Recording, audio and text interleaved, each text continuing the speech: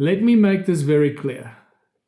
Using the promissory notes to pay off any debts that you might have or financial problems that you might have should always be your very final and last resort.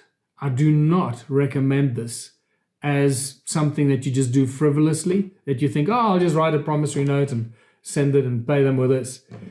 Because you might be opening up a Pandora's box of problems for yourself and potential legal activity from the bank that'll cost you even more money, because now you're going to go to court, and if you lose it, then they're going to hit you with all the court costs and their charges.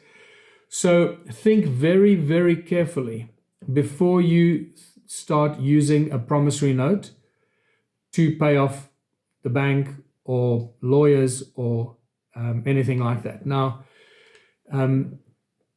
keep in mind that to use a promissory note is not to pay off people. You can't just pay somebody, give them a promissory note. Some people think that you can do that. No, that's just fraud, right?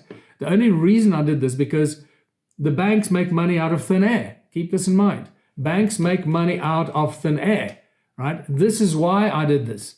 They control the supply of money. They create the money, right? That's a whole separate discussion, a separate video and a separate comprehension that most people still really don't get, right? The money is being created through central banks. The central banks have, printing presses. They're connected to the treasury departments of governments, and there's this whole confusion that happens. And people think that the central banks belong to the governments, but they don't belong to the governments. They're a separate entity that operates outside of the legal jurisdiction of our governments. That's why the banks are untouchable. You cannot sue the bank. You cannot audit. I'm talking about the central bank or the Fed in the USA. You cannot sue them. You cannot audit them. They are a law unto themselves. It's quite spectacular. But I do know that what will happen, and what happens in some cases, and I've had many emails like this from people, that the bank just refuses to accept it. They either send you an email and say, we do not accept your payment. Please settle this amount the normal way, something like that. Or they just ignore your promissory note and keep sending you final demands, not even acknowledging that they received some sort of a promissory note fictitious payment, which they will claim, right? So they won't even acknowledge it, because if they acknowledge it, it might jeopardize them or put them into compromise any future legalities. So if the bank then ignores your promissory note, now you're in trouble, because now you think you've paid them off, but they just ignore it and they keep sending you demands, and eventually you'll end up in court and you'll lose your property or lose whatever it is that you want to pay off or that you have financial problems with. If you are completely cornered and you have zero way out, if you have no way out and you're going to lose your property, then I would say try the promissory note route and see where it gets you. But be prepared for a potential legal battle, because they might drag you into court. They might even accuse you of trying to, pay them in some fictitious, fraudulent way. I guess in some way I was lucky, and it's led to other people being lucky as well, using that system. So there was another fascinating story that I got shortly after I paid the bank with my promissory notes here in South Africa. I was contacted by a group of Irishmen that reached out to me and said, hey, they'd like to talk to me about their successful bid with promissory notes in Northern Ireland. So this was in Northern Ireland, not the Irish Republic. Northern Ireland, where they use pound sterling. And we had this amazing Skype call with me here in my little town of Watervalboven, and them somewhere in Ireland. I'm not sure where they were.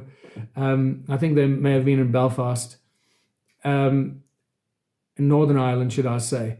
And they told me the incredible story. Now, I'm going to try and recount the story. If I had their details, I would share the details with you with their permission, but I don't. And I have great regret about that. I can't remember their names. I can't remember, I don't have their emails or anything like that. So this is what happened. Let me tell you the story. We started to chat, and they told me that they just paid off the bank in Ireland, Northern Ireland, in pounds to the value of £8 million. Not 8,000 pounds or 100,000 pounds, £8 million. and they just wanted to share their story with me because they were inspired by what I was doing in South Africa with my promissory note. So they created their own promissory note and they issued it to the bank. It was for a property worth £8 million. And I think they were property developers. And I recall they were property developers. They were doing some developments and they ran into trouble and the bank wanted to seize their properties.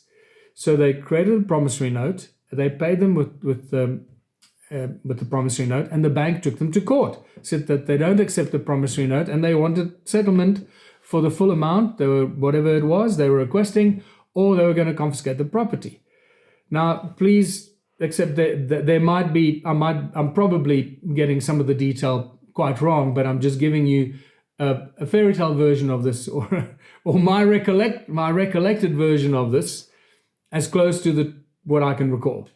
But the details, the financial details of this, I can recall very clearly because that's what blew my mind. That's what makes this case so absolutely unique in the world, and unique in England and in the UK, where pound sterling is being used.